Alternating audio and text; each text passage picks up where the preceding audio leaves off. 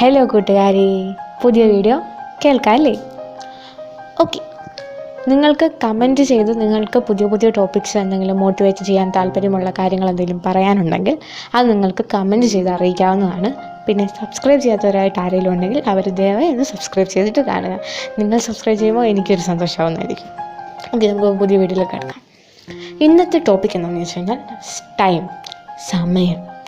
എല്ലാവർക്കും ഉണ്ട് സമയം. ഈശ്വരൻ എല്ലാവർക്കും 24 മണിക്കൂർ തുല്യമായിട്ടാണ് വിധിച്ചു തന്നിരിക്കുന്നത്. പക്ഷെ എല്ലാവരും പറയുന്നുണ്ട്, എനിക്ക് സമയം തികയുന്നില്ല.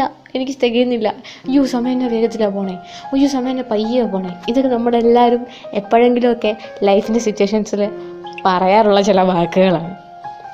സമയം എന്ന ഒരു കാര്യത്തിനെ നിങ്ങൾ അതിനനുസരിച്ച് പോകുകയോ അതിനെ കൃത്യമായി വിനിയോഗിക്കുകയോ ചെയ്യുക.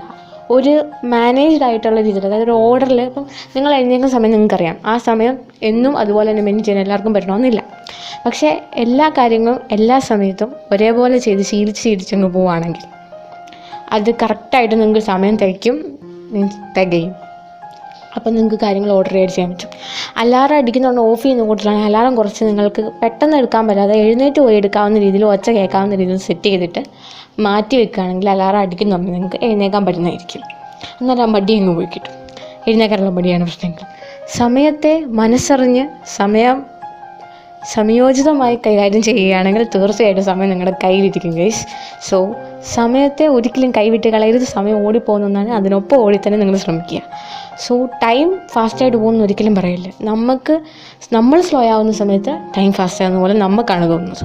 നമുക്ക് ഒരുപാട് സങ്കടം വരുന്ന സമയത്ത്, അല്ലെങ്കിൽ നമുക്ക് ഒരുപാട് ടൈം വേണ്ടാന്ന് തോന്നുന്ന സമയത്ത് നമ്മൾ ഈ ടൈം എന്ത് പതിയാണെന്ന് നമുക്കാണ് തോന്നുന്നത്. ടൈം അല്ല സ്ലോ. ഓക്കെ, ടൈം അല്ല ഫാസ്റ്റ്, ടൈം അല്ല സ്ലോ. നമ്മളാണ് ഫാസ്റ്റ്, നമ്മളാണ് സ്ലോ. നമുക്കാണ് ആക്ച്വലി ഉണ്ടാവുന്നില്ല. ടൈം ഒരിക്കലും ചേഞ്ച് ആവുന്നില്ല. ടൈം എല്ലാവർക്കും ഒരേപോലെയാണ് ഈശ്വരൻ 24 മണിക്കൂർ വിധിച്ചു തന്നിട്ടുള്ളത്. അതിനെ സംയോജിതമായി നിങ്ങൾ ഉപയോഗിക്കുകയാണെങ്കിൽ സമയം നിങ്ങൾക്ക് ഈസി ആയിട്ട് കൈകാര്യം ചെയ്യാൻ പറ്റും. സോ സമയത്തെ കൈകാര്യം ചെയ്യാൻ നിങ്ങളുടെ കയ്യിലുള്ള സമയം നിങ്ങൾ തന്നെ കറക്റ്റായി ചെയ്താൽ ഉറപ്പായിട്ടും നിങ്ങൾക്കത് യൂസ്ഫുൾ ആവുന്നതായിരിക്കും.